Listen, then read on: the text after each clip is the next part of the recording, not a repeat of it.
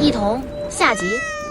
白泽宇酒醉之后，竟然在他的身后划出了一条毛茸茸的白色大尾巴，而白梦璇脸上也凭空出现了好几条花纹，就像在电视上播过的某种野生动物。这两个人不是，这两个都是动物，一只是白猫，另一个竟是一只白色大老虎。我哥率先反应过来，立刻把白梦璇抱回帐篷，而我则踉踉跄跄地牵着白泽宇回到了另一个帐篷，还把他的尾巴抓在手里，生怕别人发现。白泽宇全身一激灵，嘤咛了一声，但没反抗，乖乖地跟着我走。他此刻褪去了清冷，迷离的眼睛上蒙了层水雾，头顶赫然弹出一对三角耳。你看我做什么？是想亲亲了是吗？我就知道你，哼，一天天的对我上下其手。你刚刚和那个男的还这么近，我不会让你亲我的。白泽宇喝完酒，性格怎么差这么多？我想亲亲是不假，但什么时候上下其手过？突然，脑子里浮现出我蹂躏小白的场景，我颤颤巍巍地伸出手指着他：“你不会是小白吧？”他贴过来，用脸蹭我的掌心。对呀，你好笨。他不耐烦地皱起眉头吻了过来，我的嘴唇居然隐隐有些刺痛，跟被小白舔的时候一模一样。隔了许久，他在我眼前变成了小白的模样，衣服裤子散落了一地。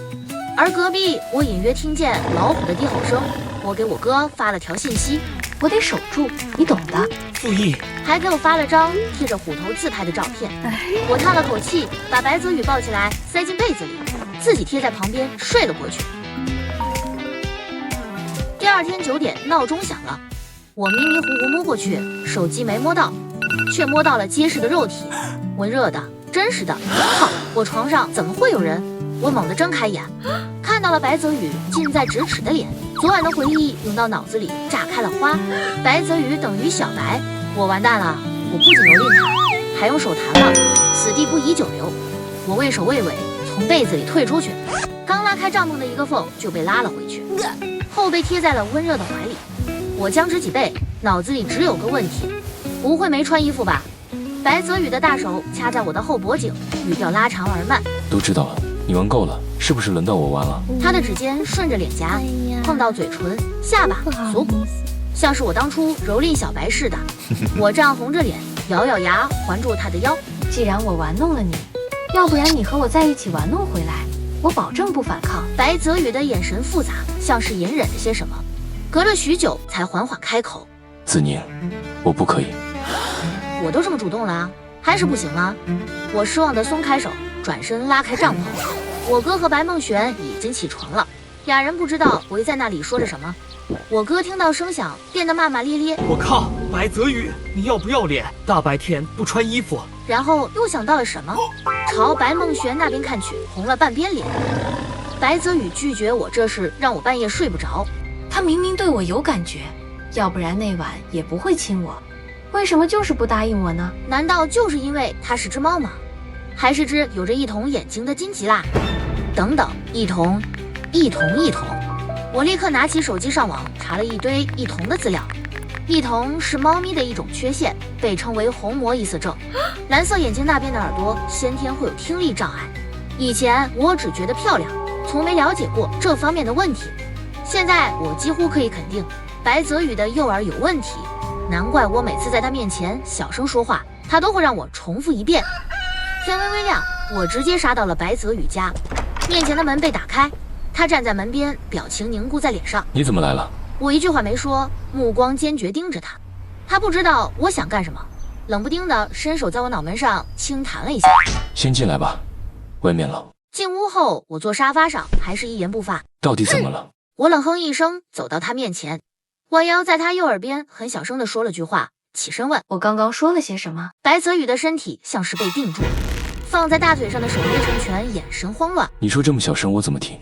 别凑在我耳边，你就这样说。果然是这样，我大滴大滴的泪水划过脸颊，浸湿衣领。白泽宇起身把我揽进怀里。你右耳明明听不见了，为什么不告诉我？你就是仗着我喜欢你欺负我。白泽宇轻叹口气，轻抚在我的后背。子宁，我不想你看见我这么不堪的一面，你值得一个健全的人。听见这话，我更生气了。把脸上的眼泪鼻涕全擦在他衣服上，转身就想走。白泽宇拽住我的手袜，别走，我只是还没想好怎么开口。谁会要个耳朵有问题的男朋友？白泽宇，你全身上下都是优点，难道我只喜欢你的右耳吗？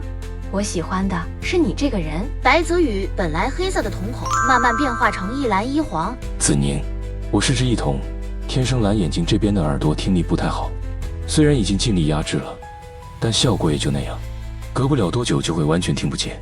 就算是这样，你还要和我在一起吗？我用手抚了下他的右耳廓，感受到轻微的战栗，又贴近他的左耳，开口道：“这只听得见吗？”他闷闷地嗯了一声。我喜欢你，你只要能听得到这句就好。白泽宇蓦地抬起头，眼神温柔又炽热。听得到，你说的正好也是我想说的。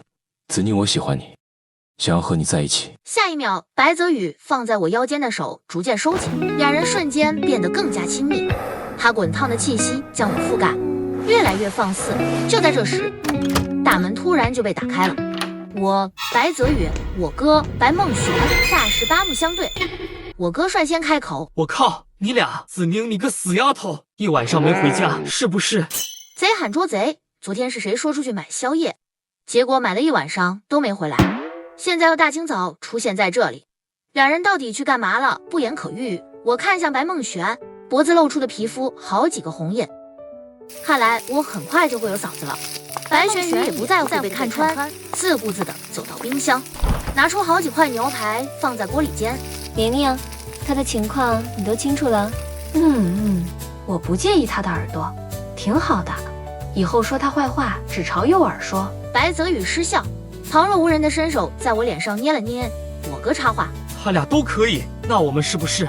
白梦璇把切好的肉放进嘴里，冷眼瞥了他一下。你能和宁宁比？先把你和那个小学妹的事给我说清楚了。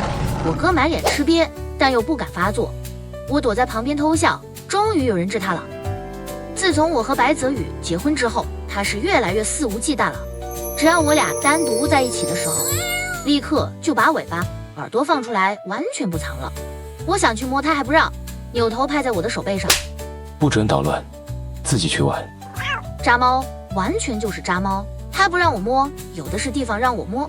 周五从学校出来，我直奔猫咪咖啡厅，被10几只漂亮小猫围着的感觉简直嗨翻了。左手布偶，右手缅因，嘴巴还能亲近渐层。在猫咪咖啡厅玩了2小时，白泽宇传了烂叫我回去吃饭，我连忙把早已准备好的替换衣服换上，又让老板给我喷了点清新剂。刚进家门，白泽宇的视线就把我锁定。过来。我小心翼翼挪过去，装作无事发生的样子。他问：“今天下午去哪儿了？给你打视讯怎么没接？”不会是看出来了吧？不应该啊，我隐藏得很好。就出去逛街了，没听到。他慢条斯理地擦了擦手，把我抱坐在大理石的饭桌上，身后的尾巴有节奏地甩来甩去，时不时还故意蹭在我的皮肤上。想摸吗？我眼馋得厉害，疯狂点头，完全忽视了他此刻眸子沉得厉害。白泽宇冷哼一声，阴恻恻的声音响起：“宝贝，你很不乖，都有我了还要出去乱摸其他小猫，都沾上味道了。”完蛋，还是被发现了。一同下集，感谢大家的收看，我们下回再见。